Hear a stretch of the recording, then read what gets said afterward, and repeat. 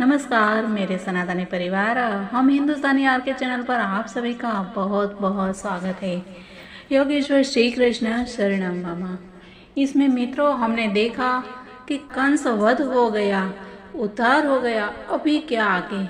तो मित्रों इसके लिए आगे जानने के लिए आपको इस चैनल के साथ जुड़ना होगा और इसके लिए अगर आप इस चैनल पर नए हैं तो हम हिंदुस्तानी आर के चैनल को सब्सक्राइब कर लीजिए और साथ ही बेल आइकन को भी एक्टिव कर लीजिए और वीडियो पसंद आता है तो लाइक और शेयर भी कर दीजिएगा। मित्रों आज हम जानने वाले हैं आगे। जैसे कि कल हमने देखा था कि भगवान श्री कृष्ण ने अक्रूर जी को हस्तिनापुर जाने के लिए भेजा और भगवान श्री कृष्ण की आज्ञा पाकर अक्रूर जी हस्तिनापुर गए और कहा जाता है कि आजकल जहाँ पर नई दिल्ली है वहीं प्राचीन काल में हस्तिनापुर था। नई दिल्ली के उस भाग को जो अभी भी इंद्रप्रस्थ के नाम से विख्यात है। सामान्यतया लोग पांडवों की पुरानी राजधानी मानते हैं। हस्तिनापुर नाम से ही आभास मिलता है कि वहाँ बहुत सारे हस्ती अर्थात हाथी थे। चूंकि पांडवों ने राजधानी में अनेकानेक हाथी रखे थे अतः इसका नाम हस्तिनापुर पड़ गया। हाथी पालने में अत्यधिक धन व्यय होता है अतः अनेकानेक हाथी पालने के लिए राजधानी का अत्यंत संपन्न होना आवश्यक है। हस्तिनापुर हाथी, घोड़े, रथ तथा अन्य वैभवों से परिपूर्ण था। हस्तिनापुर पहुंचने पर अक्रूर जी ने देखा कि राजधानी सभी प्रकार के वैभव से परिपूर्ण थी। हस्तिनापुर के राजाओं को समस्त विश्व के शासक माना जाता था। समस्त राज्य में उनका यश दूर दूर तक फैला हुआ था और वे विद्वान ब्राह्मणों के परामर्श के अनुसार राजकाज चलाते थे। वैभवपूर्ण राजधानी को देखने के पश्चात अक्रूर जी ने राजा धृतराष्ट्र से भेंट की। उन्होंने राजा के साथ बैठे हुए भीष्म पितामह के भी दर्शन किए। उनसे मिलने के पश्चात विदुर जी तथा अपनी बहन कुंती के दर्शनार्थ गए। एक के पश्चात एक करके वे राजा, बालिका और उनके पुत्र सोमदत्ता, द्रोणाचार्य, कृपाचार्य, कर्ण तथा सुयोधन से मिले। तब उन्होंने द्रोणाचार्य के पुत्र अश्वत्थामा तथा 5 पांडव भाइयों तथा नगर में रहने वाले अन्य मित्रों तथा संबंधियों से भेंट की। अक्रूर जी गांधिनी के पुत्र के रूप में विख्यात थे अतः वे जिस किसी से भी मिले उसने उनका स्वागत करने में प्रसन्नता अनुभव की और अपने संबंधियों के कुशल समाचार और अन्य गतिविधियों के विषय में पूछा। अक्रूर जी को उत्तम आसन दिया गया और उन्होंने भी अपने संबंधियों की कुशलता और गतिविधियों के विषय में पूछा। चूंकि श्री कृष्ण ने अक्रूर जी को हस्तिनापुर भेजा था अतएव यह समझना चाहिए कि वे कूटनीतिक स्थिति का अध्ययन करने में अत्यंत बुद्धिमान थे। राजा पांडु की मृत्यु के उपरांत पांडु के पुत्रों की उपस्थिति के बावजूद धृतराष्ट्र विधान के विरुद्ध सिंहासन पर बैठे हुए थे। अक्रूर जी अच्छी तरह समझ गए थे कि दुष्प्रेरित धृतराष्ट्र का अपने पुत्रों के पक्ष में अधिक झुकाव था। वस्तुतः धृतराष्ट्र ने पहले से ही राज्य को हथिया लिया था। अब वे पांडवों का सफाया करने के लिए छल कपट कर रहे थे। अक्रूर जी यह भी जानते थे कि दुर्योधन के नेतृत्व में धृतराष्ट्र के सब पुत्र कुटिल राजनीतिज्ञ है। धृतराष्ट्र, भीष्म और विदुर के सदुपदेशों के अनुसार कार्य नहीं कर रहे थे। इसके विपरीत वे कर्ण और शकुनि जैसे लोगों की कुटिल सलाह से कार्य कर रहे थे।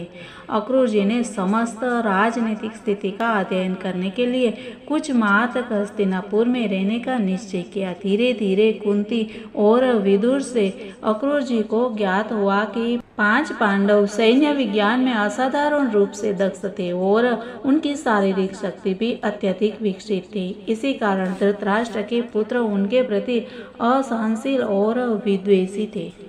पांडव सच्चे सूरवीर के समान कार्य करते थे। उनमें क्षत्रियों के सभी सद्गुण थे। वे अत्यंत उत्तरदायित्वपूर्ण राजकुमार थे और सदैव प्रजा का कल्याण करने की सोचते रहते थे। अक्रूर जी को यह भी ज्ञात हुआ कि धृतराष्ट्र के ईर्ष्यालु पुत्रों ने पांडवों को विष देकर मारने का प्रयास किया था।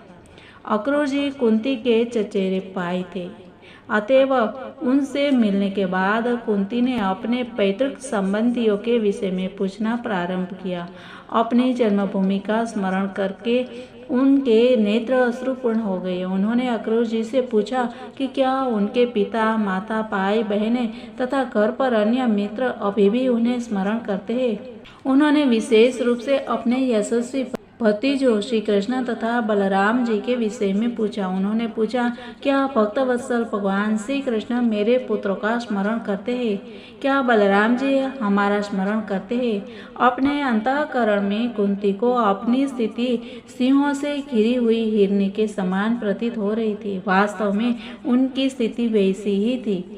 अपने पति राजा पांडु की मृत्यु के पश्चात कुंती को 5 पांडवों का पालन पोषण करना पड़ा, किंतु धृतराष्ट्र के पुत्र सदैव उनके वध की योजना बनाते रहते थे। निश्चित रूप से वे अनेक सिंहों से घिरे हुए भोले भाले पशु के समान रह रही थी।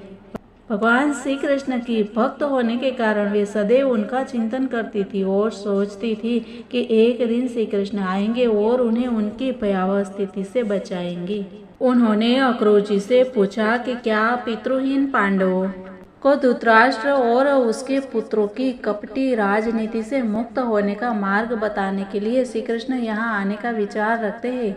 अक्रूर जी से इन सब विषयों पर चर्चा करके कुंती स्वयं को असहाय अनुभव करने लगी और इस प्रकार पुकारने लगी कि प्रिय कृष्ण, तुम परम योगी हो, समस्त ब्रह्मांड के परमात्मा हो, तुम समस्त ब्रह्मांड के यथार्थ हितैषी हो।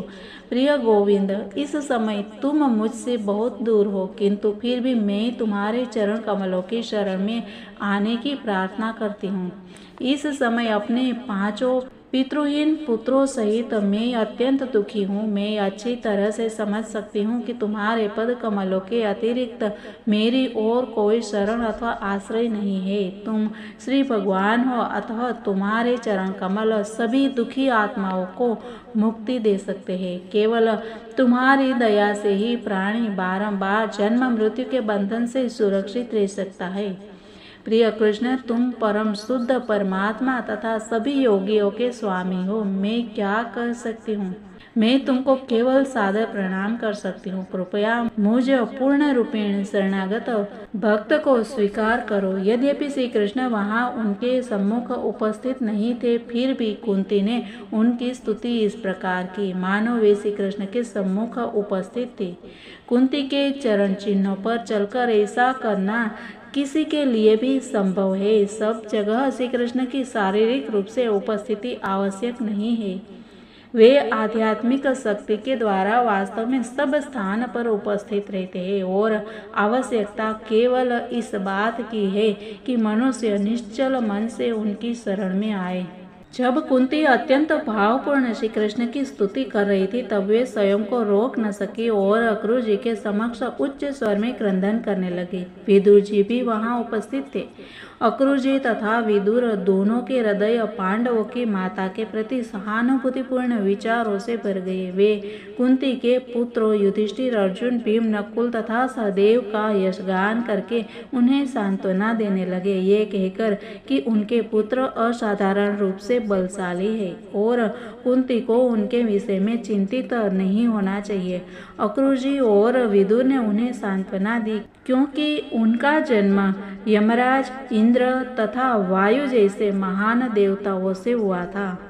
इस प्रकार अक्रूर जी ने माता कुंती के साथ विचार विमर्श किया, उनके अंतःकरण की बात जानी और फिर आगे अब वो किनसे मिलते हैं और क्या बातें करते हैं। मित्रों, ये जानना भी बहुत ही ज़रूरी है।